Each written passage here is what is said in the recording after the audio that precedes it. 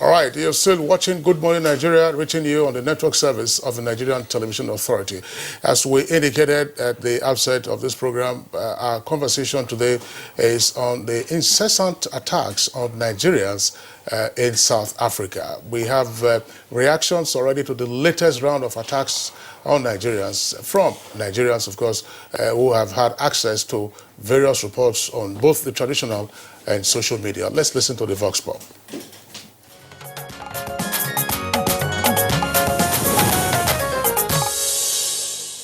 The question arises, and we must investigate also what is the law of South Africa says.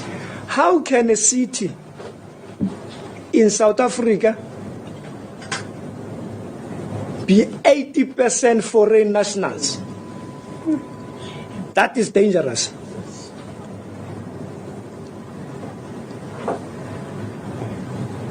That in Hillbrow and the surrounding areas, South Africans have surrendered their own city to the foreign nationals. The nation should discuss that particular question. You won't find South Africans in other countries dominating a city into 80%. Because if we do not debate that, that necessarily means the whole South Africa could be 80% dominated by foreign nationals, and the future president of South Africa could be a foreign national. We are surrendering our land, and it is not xenophobia. To talk truth, we fought for this land. From a white minority, we cannot surrender it to the foreign nationals. That is a matter of principles. We fought for this country, not only for us, for the generations of South Africans. The arms that are being used here in Hillbrow are arms of war, which are unlicensed.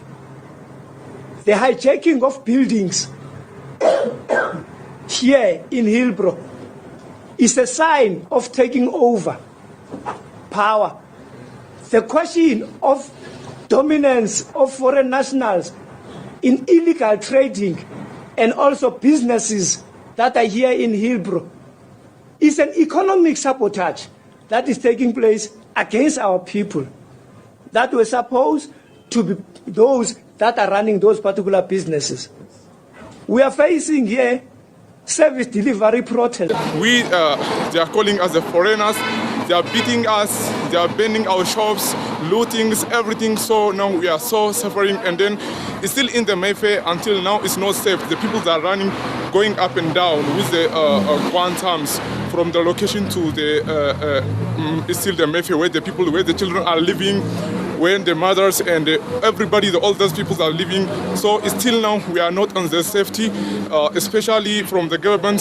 They try to prevent this thing, but it's still they didn't control. This is not a foreign shop. I employ 8 South African nationals, and so this wasn't a case of xenophobic attack or anything else. It's pure criminal activity to steal and plunder and destroy. So I've lost the business. I basically lost my childhood. I mean, this is my livelihood, and I've lost it. I don't know how to carry on from here. Less than every 6 months, you must hear an act like this. But the solution now is what we're looking for now is the solution.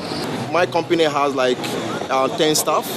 Among all these 10 staff, they are all South African. They are all South African. It's just me alone and my partner that is in Nigeria. Then what else do you guys want us to do? We create job. We came to create job for them. We're not like stealing job from them because we are creating. It's very clear that some of these are very well organized criminal syndicates, because you can see the kind of stuff they use to break into these shops and what exactly they are looking for. I want to repeat, this cannot be justified by unemployment or people who are unhappy. This can't be justified. We are a self-respecting democracy. We have to ensure that we respect the laws, and it is the police who must do their work and bring everybody to book.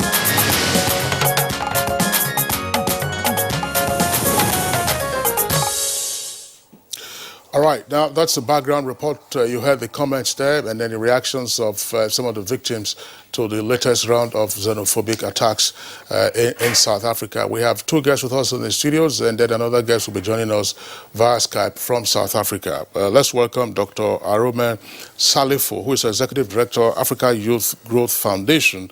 It's a foundation that works on migration issues with the European Union and the International Organization for Migration. Dr. Salifo, pleasure to have you with us on the program. Thank you so much. All right. Would like to welcome back to Good Morning Nigeria. He was with us a couple of days ago. Dr. Mukhtar Imam is of the Department of International Relations and Diplomacy at Bayes University here in Abuja. Dr. Imam, pleasure to have you again on Thank Good you for Morning having Nigeria. me. And joining us via Skype, where he is attending a peace workshop in South Africa, is Professor Tijani Hakim. Professor Hakim is Director, National Open University of Nigeria. Professor Hakim, pleasure to have you with us on Good Morning Nigeria. Thank you for having me. It's a pleasure to be with you.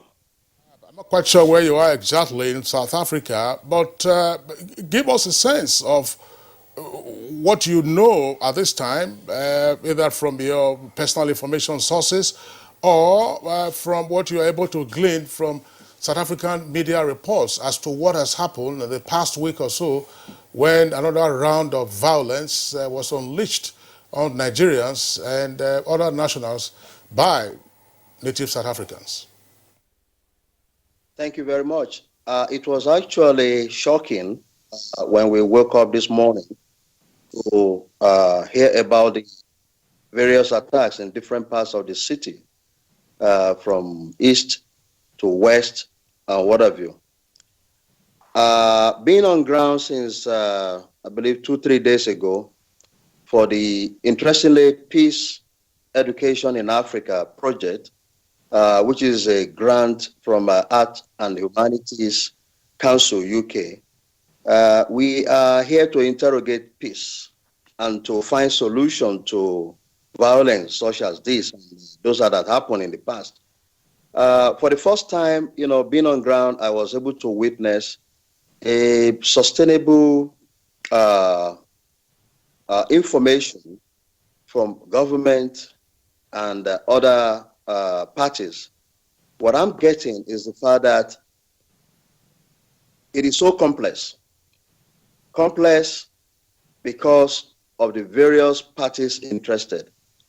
But I simply call those ugly heads as terrorists. These are internal terrorists, because what they are doing is not just attacking Nigerians, but they're attacking other fellow Africans.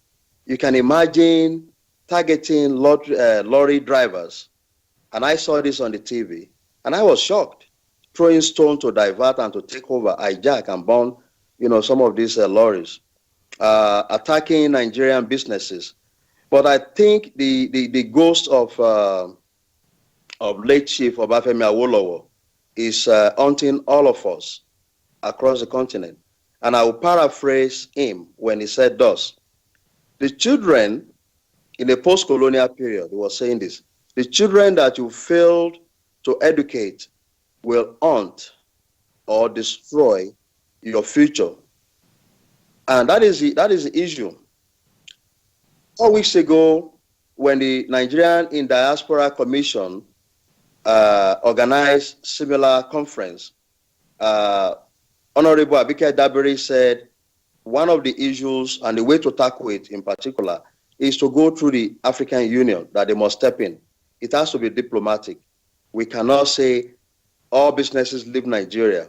Neither can the South African afford to say all Nigerians leave Africa, because the people employed on both sides, whether in Zambia, in Nigeria, in South Africa, put bread and butter on the table. They are part of the economic sustenance, economic development of these nations. So what we are witnessing is so complex. And I like the fact that since I came here, the government of South Africa, unlike before, had begun to think and to come out of their slumber to talk about it and take action. But the action taken thus far is not enough. It is not enough. They must bring in more troops. If need be, as the mayor of one of the cities in Johannesburg said, call on the president of South Africa and bring out the army to solve and deal with these internal terrorists.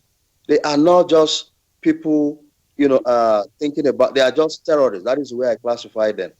Again, South Africa is losing. We're supposed to be talking about the fourth Revolution Economic Summit. We have Rwanda pulling out. Perhaps Nigeria will pull out. I don't know as at this hour, or send a lower, delegation. But it is sad, and the continent is bleeding, and the only way for us is to now have, as Abike Dabiri, for instance, advised some 4 weeks ago, an African Union intervention, a more diplomatic, proactive diplomatic intervention. I love the comment and the effort of the Nigerian ambassador to South Africa since 2 days ago. He has been up and running. I don't know him. I'm not making any political statement. I'm a professor. I'm not a politician. But he has come out strongly to advise the South African government and also to advise Nigerians. And we can only continue to educate. But again, the root cause of this is the fact that we have failed, or our leaders failed, to educate these people. And unfortunately, they have turned out to be, in the case of South Africa, internal terrorists, just attacking anybody and attacking businesses. And when they talk about unemployment, just from one of your clips, the gentleman said, we provided jobs. I saw a clip yesterday where a South African white was showing his passport. He said, look, I've been in this community for 30 years. I am a South African. Why did they know me? Why did they attack my shop and took away everything? So it shows you the complexity of the situation. When a riot instead of a peaceful demonstration is pursued, riots, ugly heads take over, and then you lose the steam, even if you meant to have a peaceful solution or reaction happen. And that is the way I will characterize it. It is a very serious issue. The continent is bleeding. South Africa is witnessing a major repercussion of the weakness of the government. And I can see also that the dimension that we have not really talked about is the fact that internally, the areas being attacked, where you have all these attacks, are controlled by another party, not ANC. And they are now bringing in the political dimension that say, well, we're supposed to be having an election in a few months' time. They are using these people to create chaos. It's a diversionary measure, but it's beyond diversion now. It is beyond diversion. It is just simply put, you have failed as a government, as leaders, to educate these people. And as Awolowo put it before his passing, you fail to educate them, they will be your major problem in the future. And it's happening. It's happening. It's so sad. Thank you very much, Dr. Hakeem there from South Africa. We'll continue to talk to you in the course of this conversation, but we have guests here in the studio. Let's now bring in Dr. Salifu. Dr. Salifu, you've listened to Professor Hakeem. Let's get your take. In all of these, of course, it's just as he indicated, not just Nigerians, but right now we're saying Nigerians first. We know it's the whole of Africans that have been attacked, but let's bring it home. Nigerians first. What's your take on this? Yes, truly it's most unfortunate that we have this situation in our hands. First and foremost, South Africa is a member of the global community. It's a member of the Community of Nations. It's a member of the United Nations. And it's a signatory to a lot of international conventions, treaties, and protocols concerning the rights of migrants. And so they need to live up to that expectations and ensure that the migrants that live in their country are well protected and that their welfare and safety prioritized, and the excuses given by the South African authorities, looking at the clip we just saw, is not tenable anywhere.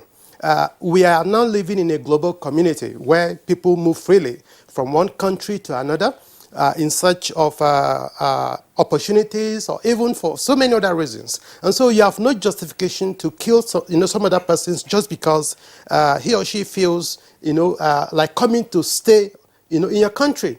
And in any case, if you look at the statement from the Nigerian speaker, from the clip we just saw, a lot of these people that are in South Africa are actually, engaging in productive, activities, literally employing critical mass of unemployed South Africans. So they're adding value to the economy of South Africa. So it means that the South African authority has failed woefully in terms of educating and bringing to bear the impact, the understanding of the impact of the migrants, both Nigerians and non-Nigerians, the impact they are bringing on the economy of South Africa.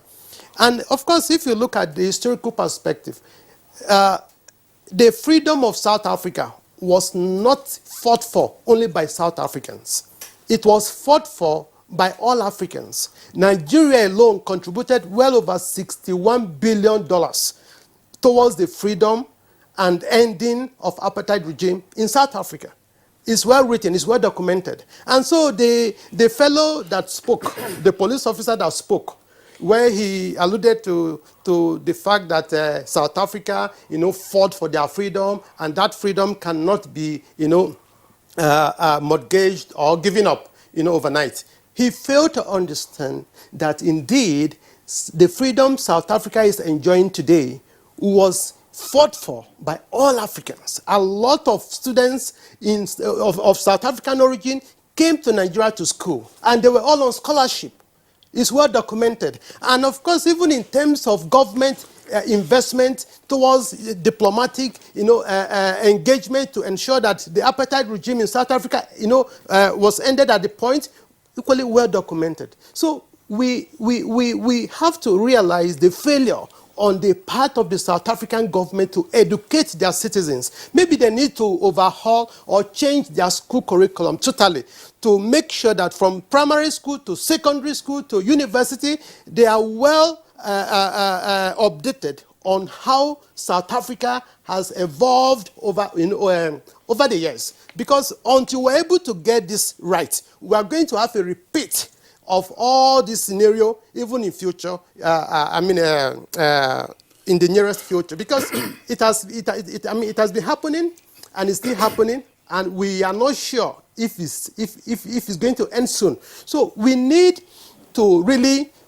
put the responsibility of this attack squarely on the South African government, because if you look at the response so far, it has been totally abysmal. It has been, disproportionate to the level of attack so far. It has been, something you cannot expect of a responsible government. You expect that, under this situation, the military should be on the street to ensure the safety of the migrant. But that is not the case. You see some situations where the police officers are even laughing. In a situation where somebody is being killed and burnt, a police officer is laughing and all of that. Why will you, subject another citizen, another human being to that kind of treatment? And a law enforcement officer is on standby laughing and watching, doing nothing. So it's a complete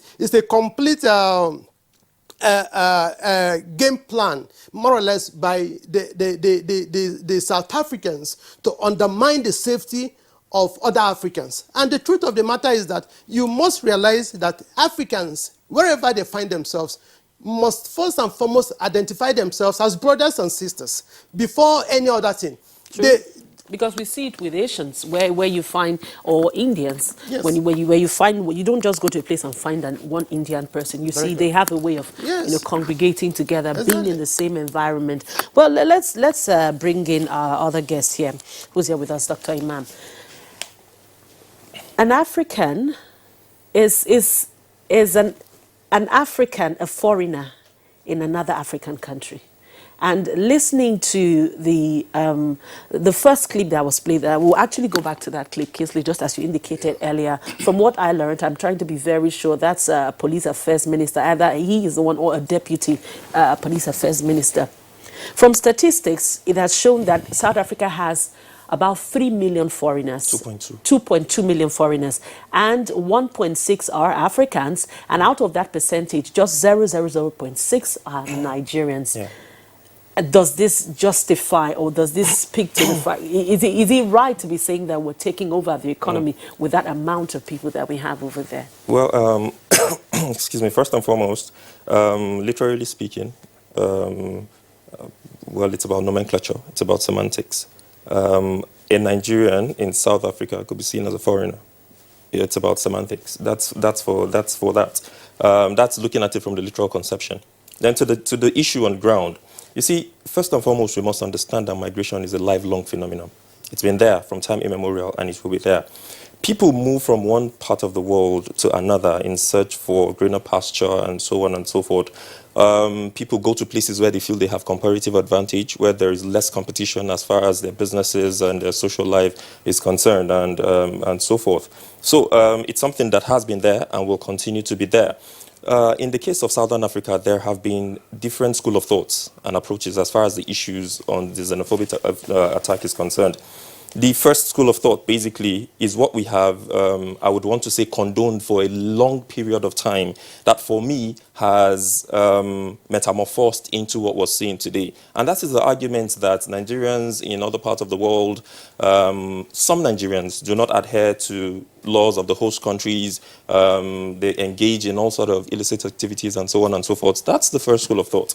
The truth is this: Nigerians, yes, of course, go abroad, and just like every other migrant does, just like every other person who goes out of the sphere of his country or his comfort zone to seek for greener pastures and so on and so forth. But the reality here is this, that the South African government is largely responsible and has been complicit in what is going on in Southern Africa. This is not just about this attack. It is something that has been lingering, and it is something that has been condoned and has been neglected. It is something that, it's a conversation that we have refused to have.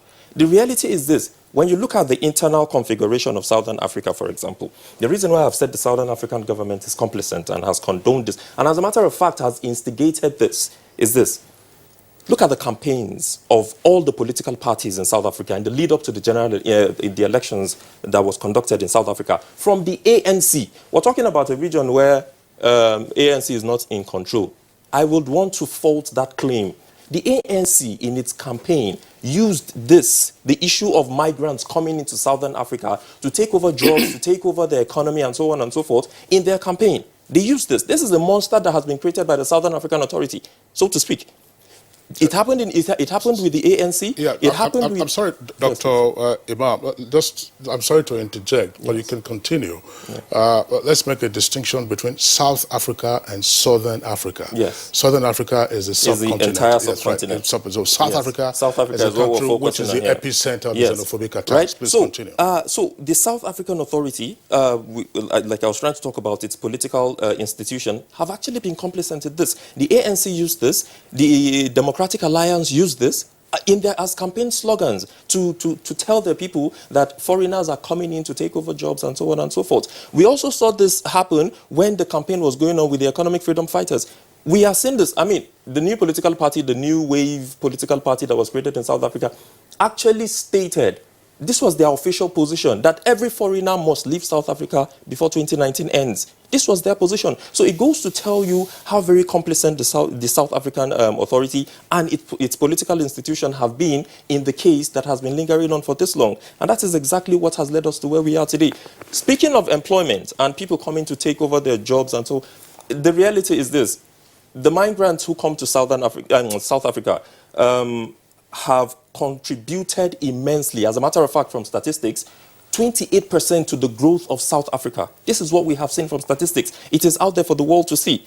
People come into the economy to help the economy grow, yet they are being castigated, yet their businesses are being burnt down, yet people are being maimed and killed. And we're talking about a time where conventions and treaties and protocols are leading global discussions as far as international relations or intergovernmental relations is concerned. So we shouldn't be seeing this. This contravenes the very spirit of the Westphalia Treaty and the Vienna Convention. Robert Mugabe, the last time, added his voice to this when we heard the Zulu king say people should go out and kill people because they're coming to take over their job. Mugabe said this. How can a medical doctor take over the job of a native doctor? You know, it just doesn't add up. It doesn't make sense. And when people come into your economy, how do they take over your jobs? I just cannot understand that. Your government is your negotiator. If a climb has been created for people to come in and compete and you're just being lazy and showing lackadaisical attitude, that's your fault. But for me, the primary thing to be concerned about here is the position of South African authority. The South African authority have not done well enough to tame the tide of this crisis. So when we hear the police boss or chief or the deputy police chiefs make this kind of statements, why should we be surprised? This is something that they condone openly. Well, Dr. Imam, you've referenced that again. If we could get a playback of that initial clip from the Deputy South African Police Affairs Minister, if we can get that to play back, we'll just listen to it and then continue with this conversation. I'm sure if the director has it on cue. Question arises, and we must investigate also what is the law of South Africa says. How can a city in South Africa be 80% foreign nationals? That is dangerous.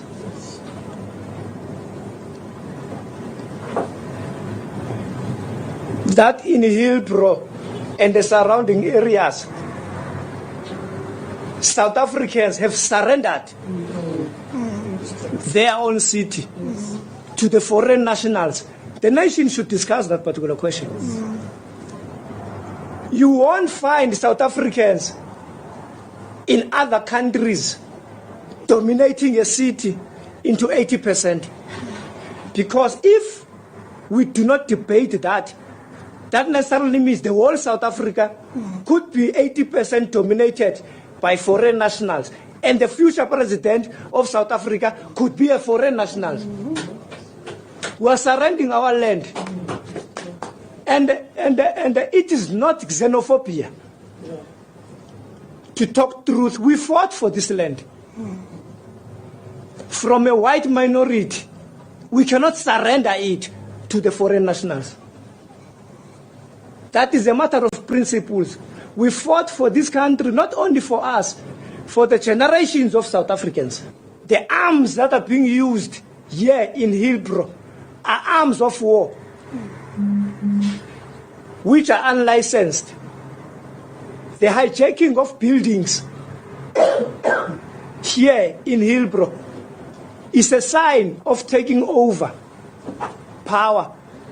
The question of dominance of foreign nationals in illegal trading and also businesses that are here in Hillbrow is an economic sabotage that is taking place against our people that were supposed to be those that are running those particular businesses. We are facing here service delivery protest. All right. Well, you heard once again the South African Deputy Minister of Police Affairs giving the background as to what is playing out and what our guests have also referred to in making their comments on this. Just before I bring in Salifu, Dr. Salifu again, who is a migration expert, I was just wondering, well, I mean, one had the privilege of understanding this region in the past, having been a foreign correspondent. I'm not quite sure, with respect to him, how old the Deputy South African Police Affairs Minister is, but I can tell you that if you blacked out his face, you could superimpose the face of, say, Adrian Vlok, who was the South African law and order minister during the apartheid years. You could also put there on his face that of Eugene Terra Blanche, who was the leader of the right-wing Afrikaner resistance movement. You could also put on his face that of Magnus Malan, who was defense minister under the apartheid regime. So these were the comments that you used to hear from the apartheid hardliners as to why they couldn't surrender a land that they said they had conquered from the blacks after the landing of the Dutch settlers in 1652. But of course, our guests are here with us in the studios to continue this conversation. Well, the gentleman says that they fought for the land. Again, when I was covering the South African first racial elections in 1994, the then candidate of the ANC, who later became president, Nelson Mandela, did acknowledge to us at the Carlton Hotel in downtown Johannesburg that just before the Rivonia trials began in 1963, he had undertaken a tour of some African countries, and one of the countries he visited was Nigeria. And Nigeria's prime minister at the time, Tafawa Balewa, made a donation on behalf of the Nigerian government, I think of £1 million or £2 million to the ANC as part of Nigeria's pledge of commitment from the beginning of that time for the liberation struggle, plus, of course, all other things that went on. Now, Dr. Salifu, here we are. The first spike in these xenophobic attacks occurred in 2008. That's 11 years ago. Yeah. And we have seen this, the graph will go up sometimes, occasionally it will come down. In 2015, of course, it rose, and then went down slightly, and then this year we are seeing another round of it. We keep hearing rationalizations, which Dr. Imam was talking about. At first, they said, oh, these foreigners were engaging in crimes, Oh, they said these foreigners, well, they have a right to seek economic solitude, economic viability, and so on and so forth. Now we are hearing from some official sources that, well, these are criminal gangs, these are criminal elements, and not necessarily xenophobic attacks. Do we find, from looking at it from the outside, a complicity of the elite class in South Africa to what's playing out? Yeah, very good. The truth is, we have a situation at hand right now, a situation that is very prevalent almost in most African countries, failure of leadership and governance. And unfortunately, the South African citizens are not directing their anger to the appropriate quarters. Why are we saying this? They are simply victims of poor governance or bad governance, if you like.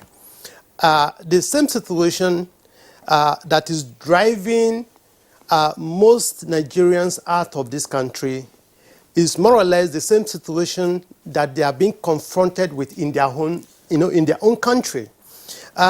In migration, we have push and pull factors. The push factors are those factors that will push an individual to take a migration decision to move from one point to another in search of opportunities, security, safety, name it. Okay?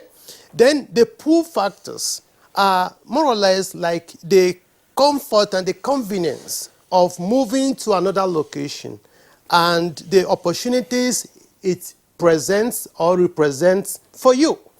Now, in the case of South Africans, they have endured, failure of governance for so long. And I will tell you this for a fact. You have apartheid regime for so many years, and South Africans were more or less relegated to second-class, citizens in their own country. And they have been brainwashed to believe this over the years, to a point that even their own political leadership has accepted the status quo, that they cannot even restructure the economic structure as currently constituted. You have a situation where, in terms of economic powers, ownership of wealth in South Africa is dominated by the whites.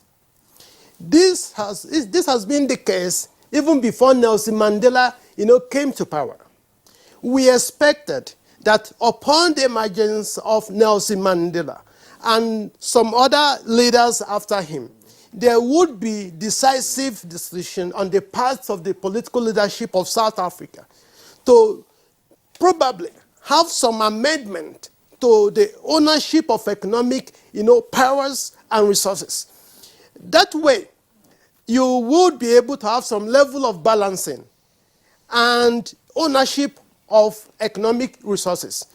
In terms of land, let me tell you this. Almost over 80% of agricultural land in South Africa is owned by the whites.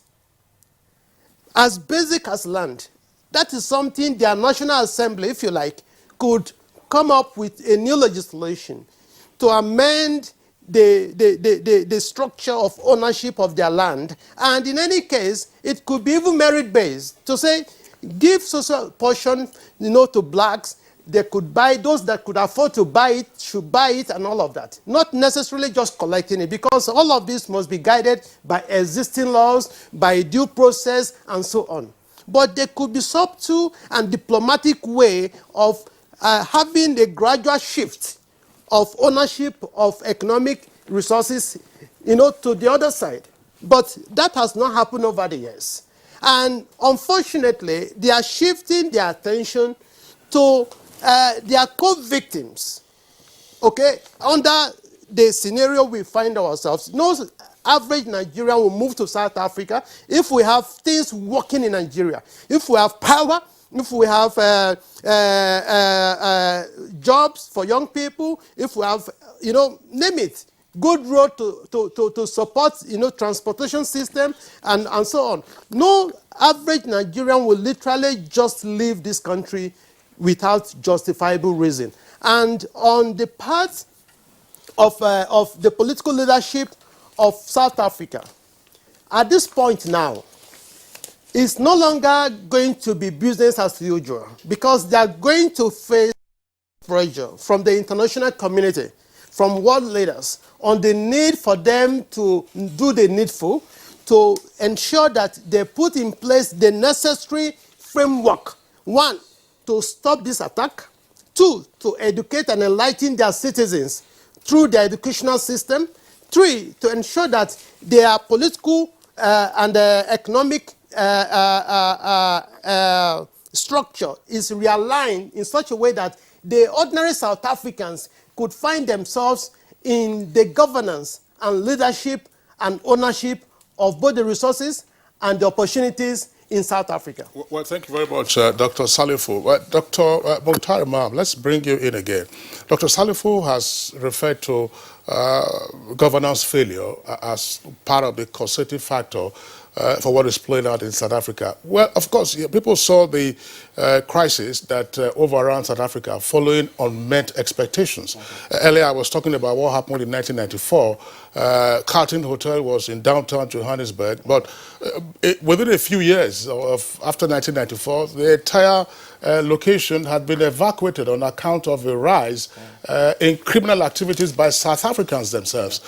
Then the South African authorities introduced what was referred to as BEES.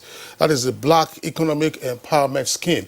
You had a few black faces appearing in boardrooms, companies, and so on and so forth. But the economic disparity between native South Africans and white South Africans has continued to widen. So how much of this failure of governance is now being, as it were, shifted, to foreign migrants, the African migrants, if you like, who are actually playing at the bottom of the pyramid in the economy of South Africa? A chunk of it, a huge chunk of the blame and the frustration that the gullible Southern Africans are going through is what is being pushed to those foreign nationals who are entrepreneurial, who are people who have come to seek economic prosperity and help the economy of South Africa grow.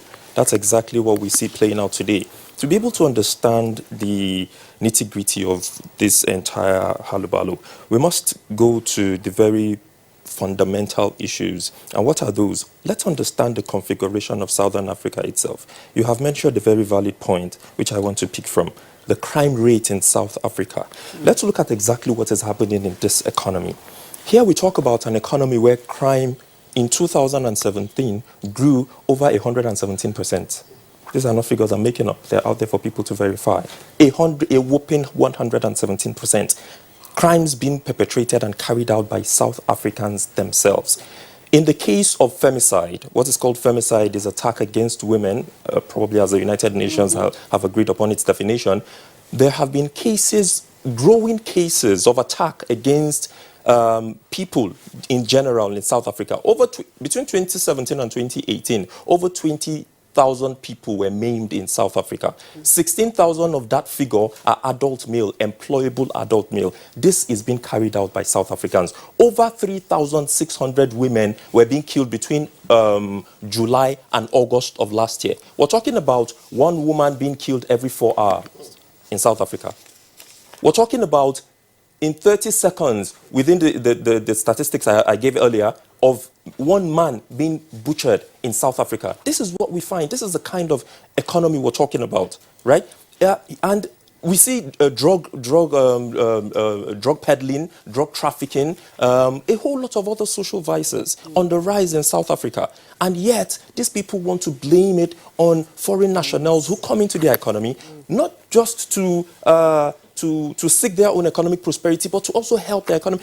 What economy in the world has ever grown with just indigents carrying out the economic activities and so forth? Europe was built on the back of slaves. The United States was built on the back of slaves. And we've seen this thing play out globally. So it is not a question of people coming to take over your job. It's a question of people being highly indisciplined, people prioritizing their priorities, people not understanding where to take their grievances. This is a failure of government issue. This is, like we heard in the beginning of the protest in its early phase, the rationale for the protest was to protest against lack of basic amenities and so forth. But look what it has spiraled into. And what is the reason it has spiraled into this? Because there's complacency on the part of the government. Because the government has created deliberately a sort of narrative that the people have imbibed. It has changed the social psychological leaning of the very gullible average South African. And because we find that unemployment, lack of education, and so on and so forth is on the rise in South Africa, it becomes a very fertile ground for people to carry out mischievous acts. This is what you find, where you have people who are gullible, people who think primordially, people who think regionally, people who think backwards. This is exactly the kind of scenario you will have. So yes, leadership has played significant role in what we're facing today. And why am I saying this? There was a report that was made public a couple of months ago. Excuse me. This report was a white paper by the Ramaphosa government, this administration, that distinguished between what they call the worthy and unworthy migrants. So you have people who have chunk of money coming into South Africa, and they will be entertained, and they will be given places, and the whole land grab question will not be entertained anymore. Nobody cares to look at how, it's white people who are taking over our land. So long as the face of the person who's bringing the money, nobody looks at the color of the skin, so long as the money is coming. And then we want to talk about how there's a segregation between white and black South Africans, yet the government entertains these people, calling them worthy migrants. This is textbook definition of hypocrisy. And it shouldn't be condoned. Okay, Dr. Mukhtar Imam, thank you very much. Just before we go on this short break, another point of information for our viewers who have tuned in to us since this program commenced. You listened to that clip from the South African Deputy Minister of Police Affairs, and he was referring to Hebrew as a city. You might be forgiven if you were to think that Hebrew is as big as Abuja city itself. It isn't. Hebrew is a suburb, and up to the 1980s, Hebrew was a middle-class neighborhood, but on account of crimes being perpetrated by South Africans themselves, the middle class moved out. And for many years, Hebrew was vacant until migrants then started finding their location in and around Hebrew. We'll take a short break now. When we return, we'll continue with the conversation, plus tweets from our viewers.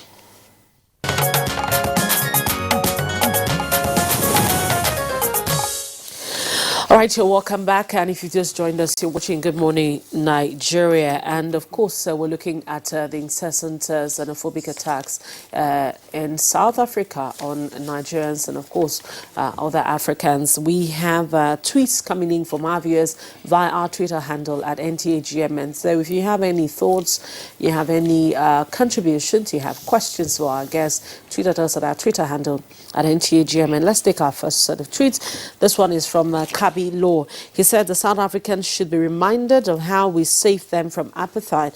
Mandela and Thabo Mbeki were here seeking refuge. Our government should do the needful and put an end to the shameless act. It is unacceptable and unreasonable.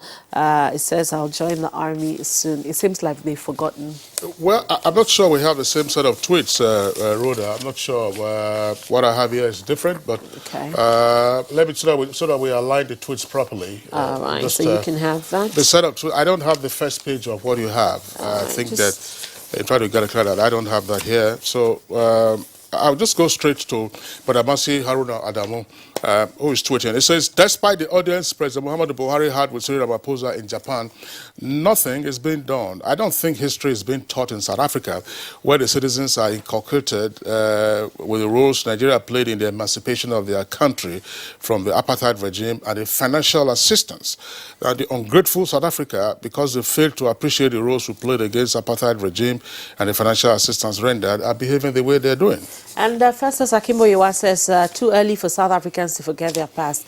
And if they've forgotten, then it's the failure of their leaders to teach the younger ones, the generation, the relationship that existed between Nigeria and South Africa in the past. Federal government must boycott the World Economic Forum in South Africa. Akeju Olagbaju, that's the next one I have here, says South Africa has violated the International Convention on the Protection of Migrant Workers and their families. Both Nigeria and South Africa are signatories to this. The violation of Article 9, which relates to protection of life, is serious, and South Africa must be brought to the UN for sanctions. Ini Ibe Isaac Ibokete says, to show my displeasure, I'm boycotting ShopRite. Thank you. Elijah Oko Oga tweets, the government of South Africa should begin to consider diplomatic ties, to consider cutting diplomatic ties with South Africa. The lives of Nigerians, of course, are very accommodating. And the OT Zokba says, South African government is behind the attacks. Joburg mayor is behind the attacks, and we all know this truth. If they want us to leave South Africa, they must give us some time to sell our businesses and cars. We shall never run away with empty hands after 20 years here in South Africa. I think he's tweeting from South Africa. That's right. Now, Titus Boldenog, I feel so disappointed that this is happening now. I was opportune to have schooled with some South African students under the Nigerian government scholarships, and also knew where Nigerians were contributing from their pockets to help end apartheid. Why are they attacking us now? So sad. Now, what he's referring to here is what was then known as the South African Relief Fund. Nigerian students, and workers made their contributions to that South African Relief Fund. And one of the Nigerians, I remember that, who was involved in the management of the South Africans who were refugees, as it were, in Nigeria, and therefore under Nigerian government scholarship, was Mrs. Omobolanle Onojide. She worked in the cabinet office at the time, and she was involved in the management of South Africans in Lagos and, of course, in different parts. This one is coming from Visual. He says, judging from the hate comments delivered by the supposed chief, police chief deputy chief in South Africa, it became obvious that the attack on foreigners is a calculated and planned mayhem unleashed by the South African citizens, backed by the police. Their security agencies will never do anything about it. Akeju Olagbaju again. As we're talking now, the World Economic Forum is taking place in Cape Town, and the African Union must revisit the agenda to protect migrants in all parts of the continent as economic agents and condemn the unfortunate happenings in South Africa with a view to bringing perpetrators to face justice. Now, Josh PhD says the situation is unacceptable to us as Nigerians and other Africans in South Africa. I think the Nigerian government should speed up its act to save Africans in South Africa, and I hope all African, all African governments are also doing the same. Abdul Malik Abubakar, I feel bad looking at how my fellow Nigerians are being treated in South Africa. As a matter of fact, our government, the African Union, and the United Nations must take drastic actions to curtail the kind of terrorism that non-South Africans living in South Africa are facing. As for me, I say no more using MTN again. And Cecilia Koroma says in South Africa, of course, says that there are too many migrants in our country. Nigerians should stop trooping into their country. Now, we have this from Steve Bond. It says, for a deputy police minister to make inciting statements, it means there is connivance within. Before any peace talks, that deputy police minister should be fired and charged for incitement. Among Bola on that tweet, he says, when the people lack history, they tend to misbehave.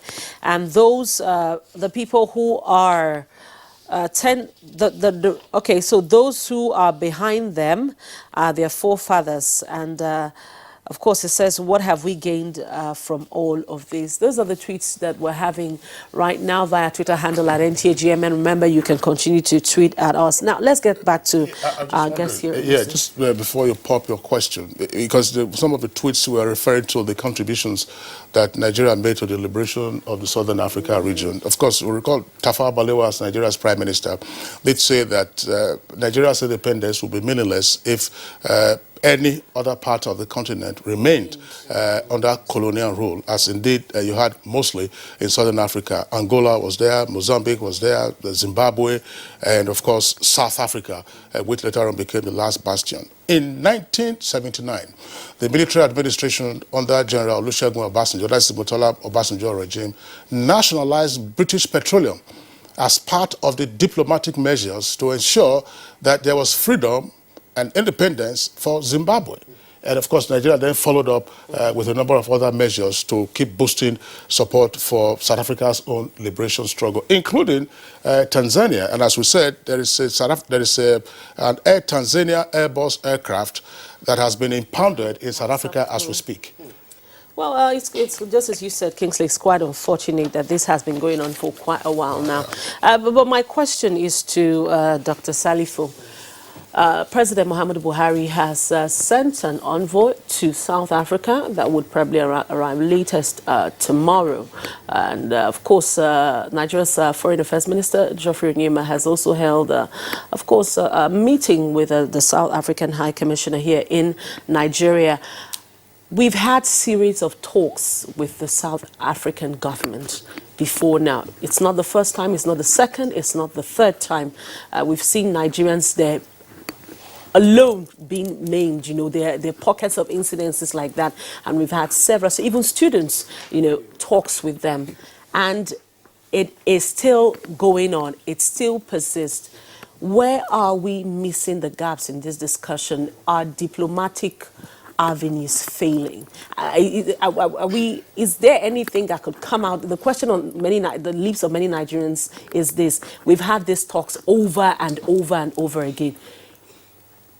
Would anything come out of this? Yes, of course, we are likely to see some effects of this meeting because we have seen, you know, the fact that on the part of the Nigerian government and the security operatives, they have, to a large extent, tried to live up to the expectations of the international community, and in consistency with best practices. I will tell you this.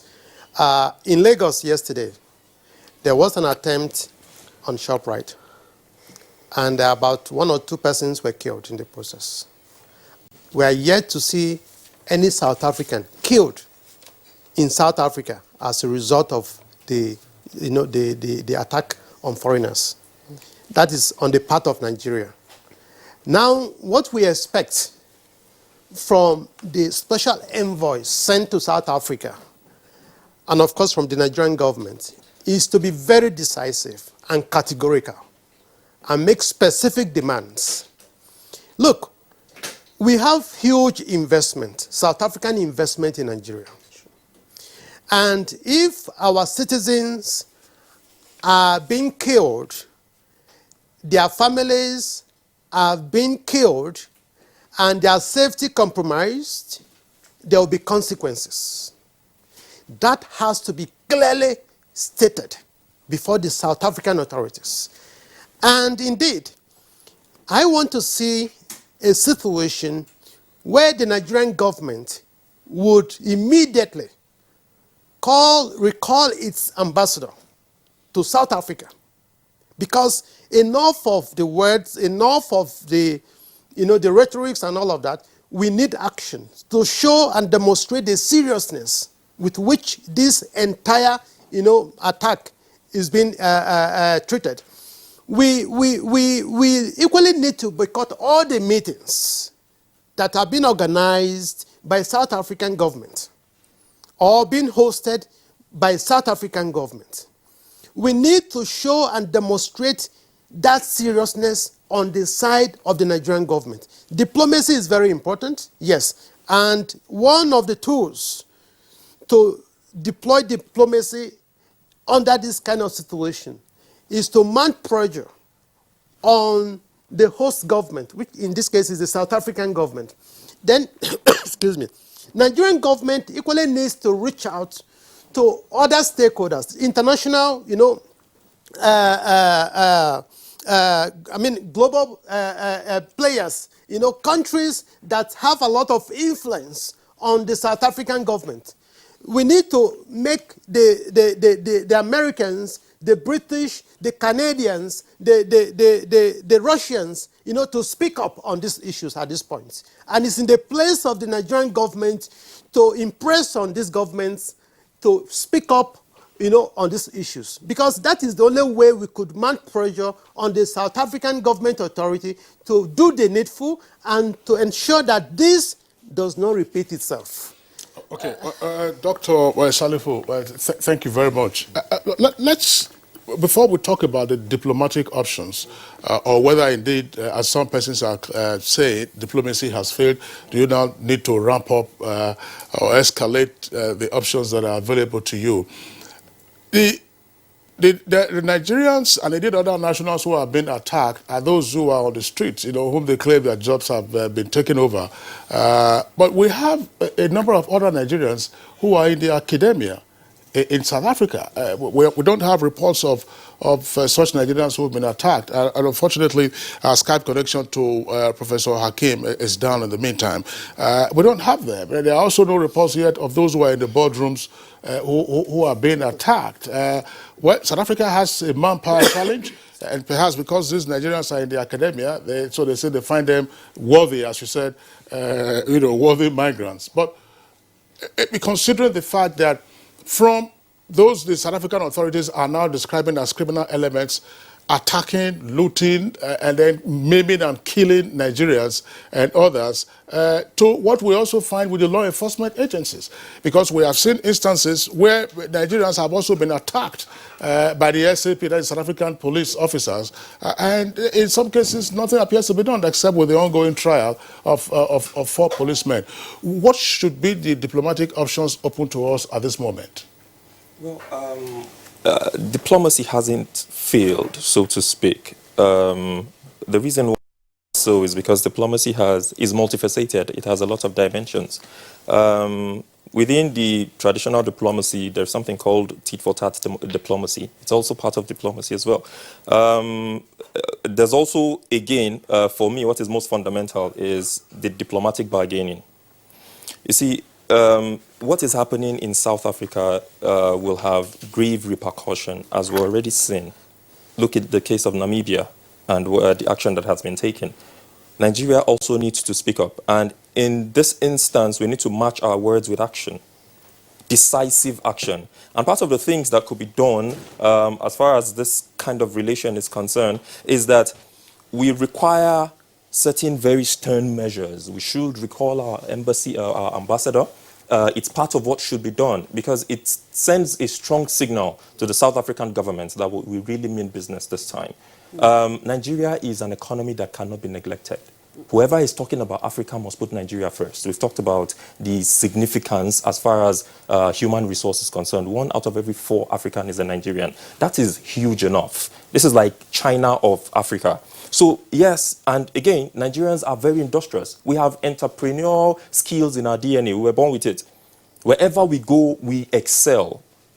So basically, when we talk about these things, and then of course, you can go on and mention the investments we have in South Africa and the fact that this is a one-stop shop for most other investors, particularly South African investors. So basically, we could take measures by looking at those angles, by having high-level discussions that will send a very strong signal to the South African government that this is what we are about, this is what we will do. Like I mentioned in the beginning, we could start by recalling our ambassador or the High Commissioner. Secondly, there's a forum going on in South Africa, the Economic Forum. We should boycott it. It's not a matter of if or maybe. We should. This is diplomacy. This is what we must do, to be able to tell them that, look, we are in a very tight situation and you must as well try to loosen up for us to gain grounds, because this is about negotiation, it's about dialogue, it's about coming together, coming to the table and having a conversation. As far as war is concerned, as far as direct confrontation is concerned, we're not people of low self-esteem. We're not going to go about killing South Africans. And as a matter of fact, we understand that that contravenes the very spirit of the Vienna Convention. And the reason why this is going on in South Africa is because majority of the population are uneducated. You find them on the streets. So what do you expect from a population that is primordial in thought? These are the kind of things you should see.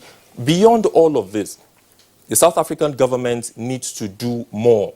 Because, like I said in the beginning, there will be repercussions as we are already seeing. This is not good for multilateralism. This is not good for diplomatic ties and relations. Not for an economy that is seen as one of the contending economies in Africa. South Africa needs to do more. And to be able to do this, they must put domestic policies in place that will aid the growth of South Africa itself, that will improve the living condition of their people, because these are the consequences of failure of domestic policies. Once your domestic policy fails, it is bound to impact on your foreign policy. So they must put in place measures, just as every other African government needs to do, because like I have mentioned, we are facing deficits globally.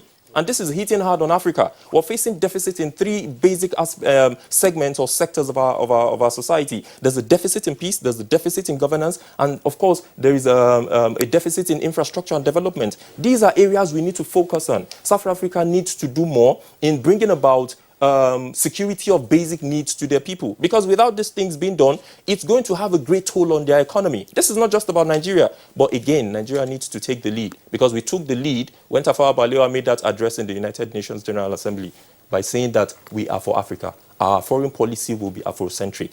And he was saying this with South Africa in mind. And that is what we saw play out in some of the things that you have mentioned from the period of the 60s into the 80s. We saw tremendous support from Nigeria and other African countries. Well, yes, well indeed. I'm sure Dr. Imam and Dr.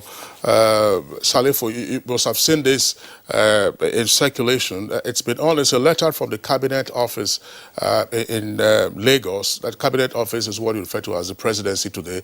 It's a letter that was signed by the then acting Principal Private Secretary to the Prime Minister. The Prime Minister was Tafawa Balewa. The letter is dated the 4th of April 1961, and it says, Alhaji Abubakar Tafawa Balewa, Prime Minister, has directed me to thank you for your kind letter of the 19th of March and to assure you that on his part, the battle against apartheid has just begun. And I did say that after that letter, there were a number of measures that the Tafawa Balewa government itself took when Nelson Mandela went on a tour of African countries just before the 1963 arrest and then the commencement of the Rivonia trials. Tafawa Balewa's government, on behalf of Nigeria, did make a donation. I'm not quite sure now whether £1 million or £2 million.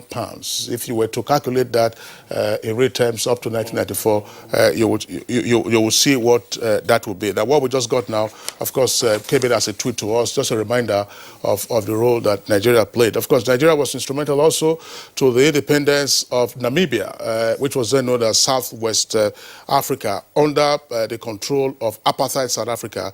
And SWAPO, under Sam Nujoma, has always been grateful for what Nigeria did. And we also recall that apart from the Nigerian government, there were also Nigerian musicians who sang. The late Sonny Okosun, of course, you remember his hits on the apartheid situation and what needed to be done by the rest of Africans. But of course, you know, we talked about the rationalizations that we keep hearing as to what is playing out in South Africa. Because, I mean, we're talking about, there's no tit for tat. Nigerians are not known for that, as it were. But the fact that this has been going on now for over 10 years, and when things quieten down, we say, okay, fine, this is playing out. But apart from the measures that you have indicated, what could the AU in particular do? Because a number of Africans are affected. Zimbabweans are there, Mozambicans are there, Zambians are there, and part of East Africa, they are also Ghanaians there. What can the Ghanaians have also been impacted? What can the AU on its own do? I mean, South Africa is not a major financier of the AU, by the way, so you cannot say that it has the AU in its pockets. Very well. Of course, we have to appreciate the challenges on the side of AU. AU is not the most efficient, multilateral institution out there. AU has a lot of institutional challenges that we need to reckon with. However, if AU is to take the leadership and do the needful under this situation, the first thing they have to do, not just to issue statement, is to set up a panel of inquiry to investigate and assess the situation on the ground. Upon the report of that panel, they could further indict the South African authorities and, if necessary, suspend South Africa. And I must, say this. There's no need for an AU when you cannot act in situations like this. There's no need for an AU when a fellow African is being killed and burnt on the street with reckless, abandon, with impunity. And we are talking of continental free trade agreement. All of these would, impact negatively on the implementation of the continental free trade agreement. Sure. Because if you are not safe and you are not secured, there won't be need for you to exchange, in any form, with South Africa or any other country for that matter. And just for the last time, do you know right now in Nigeria, because of the importance attached to the right of migrants, we are currently implementing a project for IOM, supported by EU, on assessing the rights, welfare, safety, and protection of migrant workers in Nigeria. We are going to factories, we are going to institutions, we are going to hospitals, we are going to universities or any other institution that employ migrant workers in this country to assess their level of compliance with international conventions, with even the national policy on labor migration, and even African Union protocol on free movement. So we are doing a lot internally, within the country. We need South Africa to do much more than they are doing, on their side, to ensure that that principle of reciprocity is respected, and that the safety and protection of migrants, regardless of where they are living and where they are coming from, is guaranteed. All right, thank you very much, Dr. Salifu, for your comments there. Just before we bring in Dr. Mukhtar Imam for your last comments, let's take that clip one more time. The question arises, and we must investigate also what is the law of South Africa says. How can a city in South Africa be 80% foreign nationals? That is dangerous.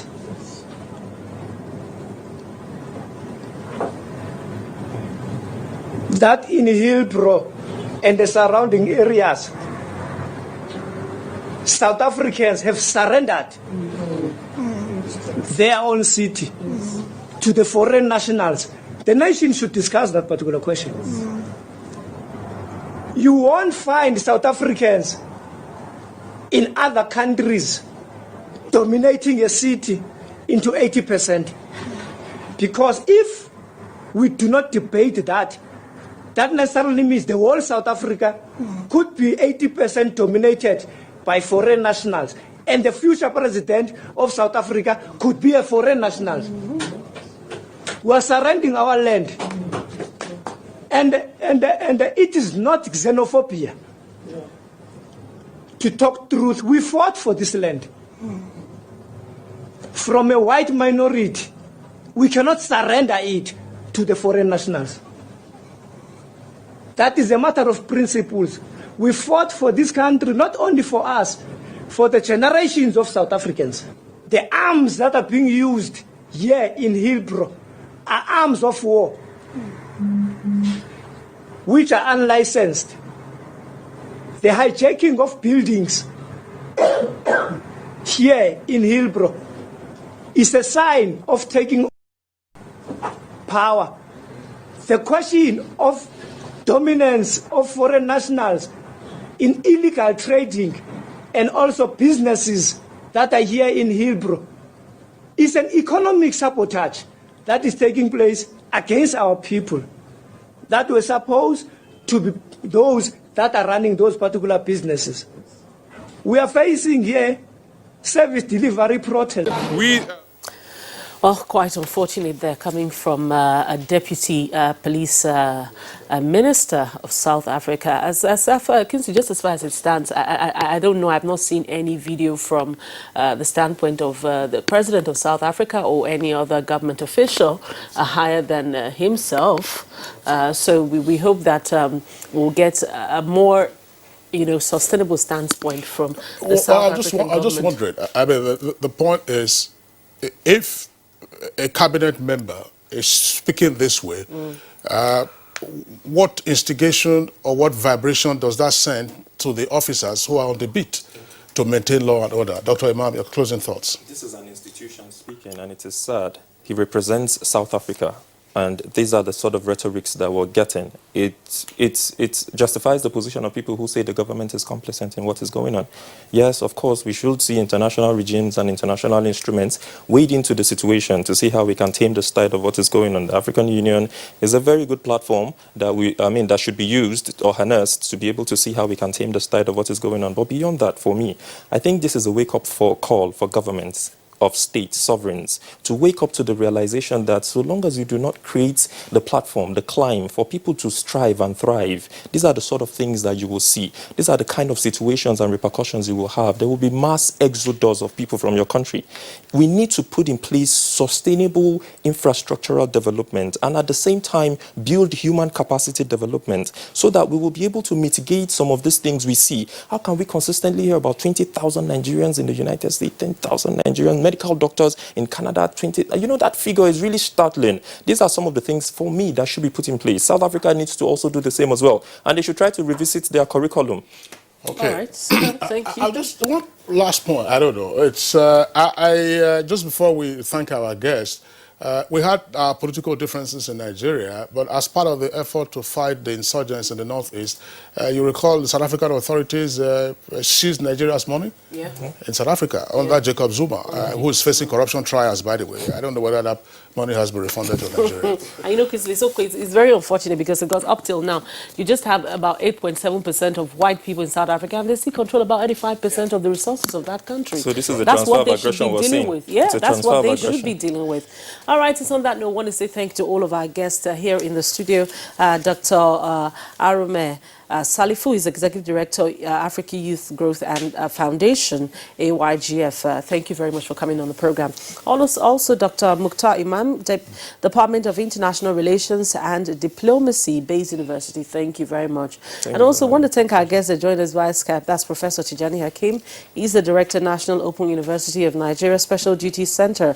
He joined us via Skype from South Africa. Thank you very much for joining us. Sports is next.